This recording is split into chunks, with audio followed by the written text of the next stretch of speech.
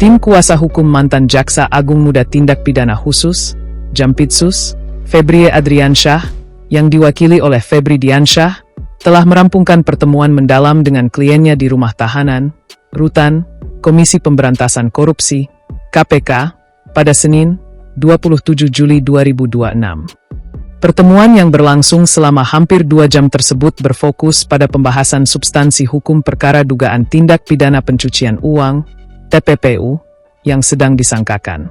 Dalam pertemuan tersebut, Febri Diansyah memberikan pembaruan informasi mengenai diskursus publik yang berkembang selama 3 hari terakhir.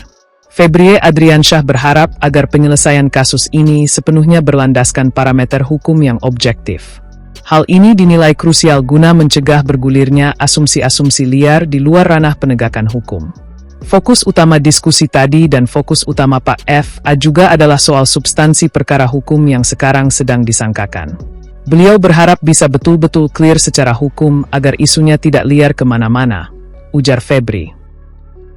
Terkait temuan barang bukti krusial berupa emas seberat 74 kg dan sejumlah uang asing, tim kuasa hukum menekankan adanya kewajiban dari penyidik untuk membuktikan 2 hal fundamental. Pertama, memastikan identitas pemilik sah dari barang-barang sitaan tersebut. Kedua, membuktikan secara terang benderang sumber muasal harta itu, apakah berasal dari aktivitas usaha yang sah atau bersumber dari tindak kejahatan. Tim kuasa hukum menyoroti masih banyaknya area abu-abu, gray area, dalam konstruksi perkara saat ini yang membutuhkan pembuktian berlapis. Kejagung wajib membedah dan membersihkan kesamaran tersebut melalui alat bukti yang valid dan bisa dipertanggungjawabkan secara hukum. Meski memberikan catatan kritis terkait pembuktian barang bukti, tim kuasa hukum menyatakan penghormatan penuh terhadap kewenangan tim 9 selaku penyidik Kejagung. Rekam jejak positif tim penyidik dalam menangani kasus-kasus besar di masa lalu diharapkan menjadi garansi bahwa proses hukum perkara ini akan berjalan tegak lurus pada koridor hukum yang sebenarnya, due process of law. Febrie Adriansyah saat ini berstatus tahanan titipan Kejaksaan Agung di Rutan KPK.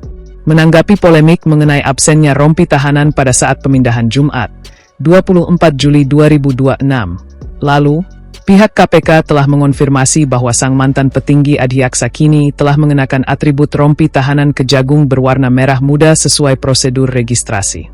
KPK turut menjamin tidak ada perlakuan istimewa yang diberikan kepada tersangka selama masa penahanan berlangsung.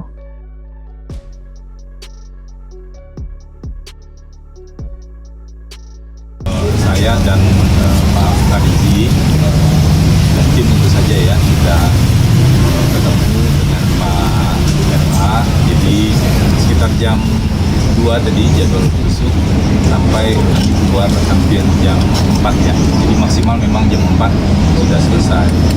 Nah pada saat besok tadi kami banyak diskusi tentang substansi perkara.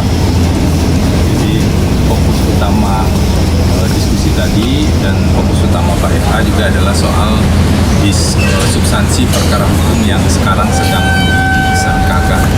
Kalau terakhir kan posisinya adalah sprindik penetapan tersangka di Kejaksaan Agung untuk indikasi TPPU, tindak pidana pencucian uang. Itu yang dibahas tadi. Dan misalnya salah satunya yang jadi isu krusial adalah karena kan saya juga sampaikan ke Pak F.A. bagaimana update diskusi yang terjadi di publik dalam 3 hari ini, kan beliau nggak bisa akses itu ya. Jadi beliau berharap bisa betul-betul clear secara hukum agar isunya nggak liar kemana-mana di luar isu. Clear secara hukum misalnya untuk kalau kita semua sudah lihat ada barang bukti emas dan sejumlah uang ya dalam mata uang asing saat proses penggeledahan, secara jelas kan kita melihat, masyarakat juga melihat ada benda-benda tersebut.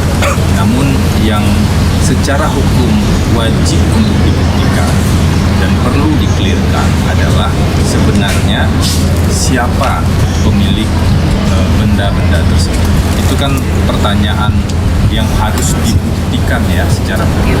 Pertanyaan pertamanya itu. Setelah bisa dibuktikan siapa pemiliknya, pertanyaan kedua yang juga harus dikelirkan dengan bukti-bukti yang ada adalah dari mana sumber benda-benda atau barang-barang tersebut.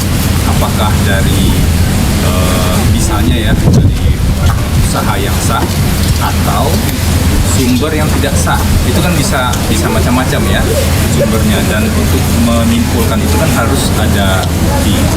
Kalau misalnya dari sumber yang sah tentu nggak ada isu. Tapi kalau dari sumber yang tidak sah misalnya atau dari hasil kejahatan, menjadi pertanyaan juga, itu hasil kejahatan apa? Jadi poin utamanya adalah ada begitu banyak wilayah yang abu-abu, wilayah yang samar secara hukum saat ini yang belum clear. Tentu ini dari pandangan kami ya.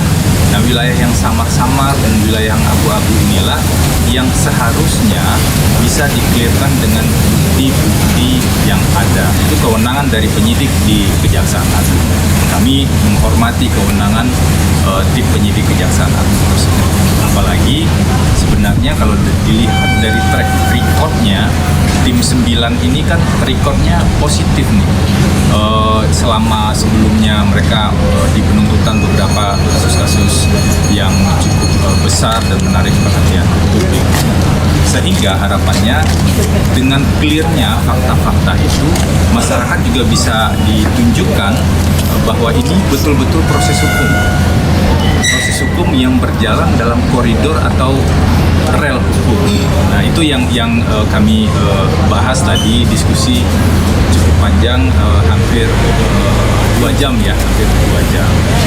Tadi karena ada teman-teman wartawan juga tanya, Pak FA sarapan apa tadi pagi? Nah, saya sempat tanya juga tadi, sarapan pagi itu bareng dengan para tahanan lain ya. Tahanan lain kan ada sejumlah tahanan di KPK, ada tadi bihun, ada telur ceplok, bihun sama nasi putih sama ya teh gitu ya. Dan itu perlakuannya sama dengan yang lain. Kita tahu betul kalau di KPK memang standarnya seperti itu ya, nggak ada perlakuan khusus untuk satu pihak atau pihak yang lainnya. Mungkin itu yang bisa disampaikan, silakan Mas.